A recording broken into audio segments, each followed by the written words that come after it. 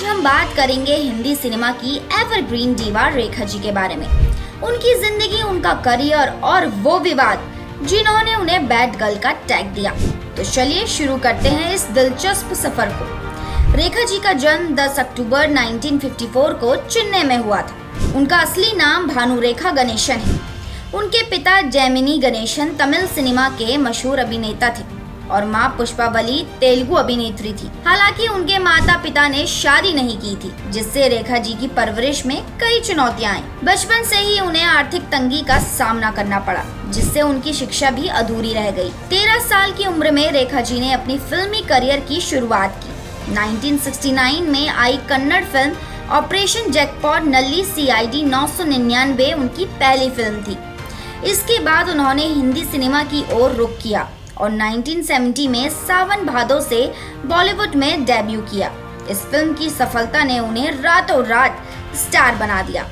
शुरुआती दौर में रेखा जी को उनके सांवले रंग और वजन के कारण आलोचना का सामना करना पड़ा, लेकिन उन्होंने हार नहीं मानी। उन्होंने अपनी फिटनेस, लुक्स और हिंदी भाषा पर कड़ी मेहनत की। इस समर्पण का परिणाम था कि वे 1970 और 1980 के दशक की सबसे सफल और प्रतिभाशाली अभिनेत्रियों में से एक बनी।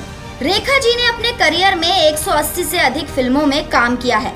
उनकी प्रमुख फिल्मों में घर, मुकद्दर का सिकंदर, खूबसूरत, सिलसिला और खून भरी मांग शामिल है। उमराव जान में उनकी भूमिका के लिए उन्हें राष्ट्रीय फिल्म पुरस्कार से सम्मानित भी किया गया था। अब बात करते हैं उन विवादों की जिन्होंने रेखा जी को बैड गर्ल की छवि दी।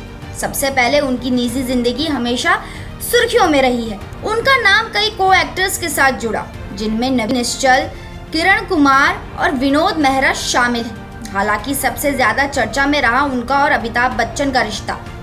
1976 में आई फिल्म दो अनजाने के सेट पर रेखा जी और अमिताभ बच्चन के बीच नजदीकियां बढ़ी।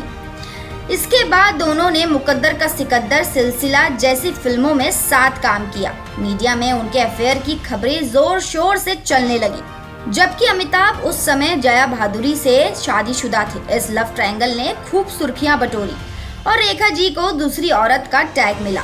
1980 में एक शादी के समारोह में रेखा जी सिंदूर और मंगलसूत्र पहनकर पहुंची, जिससे अफवाहें और तेज हो गई कि उन्होंने गुपचुप शादी कर ली है। इस घटना ने मीडिया में तहलका मचा दिया और उनकी बैड गर्ल की छवि को और मजबूत किया। रेखा जी की शादीशुदा जिंदगी भी विवादों से घिरी रही। 1990 में उन्होंने दिल्ली के बिजनेसमैन मुकेश अग्रवाल से शादी की, लेकिन ये शादी ज्यादा समय तक नहीं चली। मुकेश अग्रवाल ने शादी के कुछ महीने बाद ही आत्महत्या कर ली, जिससे रेखा जी पर कई सवाल उठे।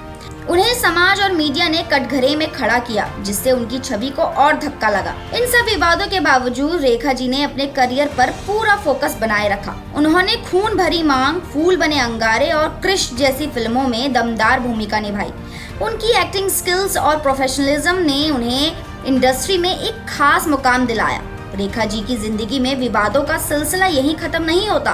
उनके कई जाने माने लोगों के साथ अफेयर्स के चर्चे आज भी सुनाई देते हैं। तो दोस्तों, रेखा जी की जिंदगी के ये पहलू हमें ये सिखाते हैं कि सफलता के साथ साथ विवाद भी आते हैं, लेकिन उन्होंने हर चुनौती का सामना किया और अपनी एक अलग पहचान बनाई। उनकी कहानी हमें प्रेरित करती है कि चाहे परिस्थितियां कैसी भी हों, हमें अपने लक्ष्य की ओर बढ़ते रहना चाहिए। तो दोस्तों, ये थी रेखा जी की जिंदगी की कहानी, जिसमें संघर्ष, सफलता और विवाद सब कुछ शामिल है।